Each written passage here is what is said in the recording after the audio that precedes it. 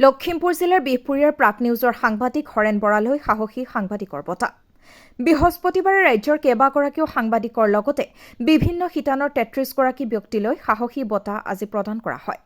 আজি গুৱাহাটীৰ শংকৰদেৱ কলাক্ষেত্ৰত ভাষাবিদ বাণীকান্ত কাকতিৰ প্ৰেক্ষাগৃহত বেচৰকাৰী সংগঠন সাহসীয়ে আগবঢ়োৱা ২০২৩ বৰ্ষৰ সাহসিকতা বঁটা অসমৰ বিভিন্ন প্ৰান্তৰ ৩৩ গৰাকী বিভিন্ন শিতানৰ ব্যক্তিৰ লগতে কেইবাগৰাকী সাংবাদিকলৈও প্ৰদান কৰে। সাহসী সংগঠনৰ সভানেত্ৰী তৃষ্ণা নাথৰ নেতৃত্বত অনুষ্ঠিত হোৱা সাহসী বঁটা প্ৰদান অনুষ্ঠানত অসমৰ কেইবাগৰাকী সাংবাদিকৰ লগতে বিভিন্ন শিতানৰ বহুকেইগৰাকী বিশিষ্ট ব্যক্তিক সাহসী বঁটা প্ৰদান কৰে।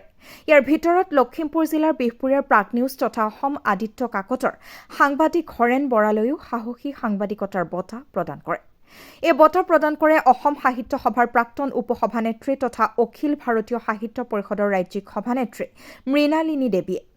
সভাত অসম আৰক্ষীৰ অৱসৰপ্ৰাপ্ত উচ্চ বিষয়া মুকুল শইকীয়া, জাৰ্নেলিষ্ট এছ'চিয়েশ্যন অসমৰ মুখ্য সাংগঠনিক সম্পাদক তথা প্ৰাগ নিউজৰ লখিমপুৰৰ জ্যেষ্ঠ সাংবাদিক কুশল শইকীয়াকে ধৰি কেইবাগৰাকীও গণ্যমান্য ব্যক্তি উপস্থিত থাকে।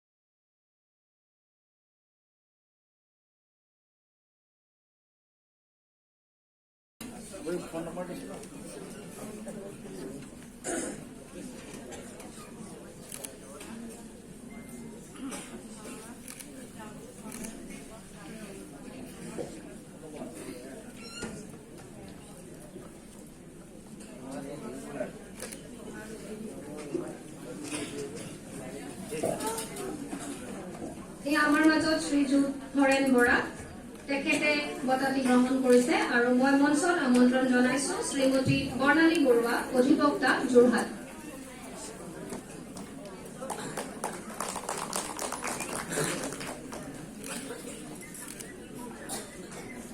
মঞ্চত আমন্ত্ৰণ জনাইছো নৱনীতা গগৈ, সাংবাদিক, আমগুৰি।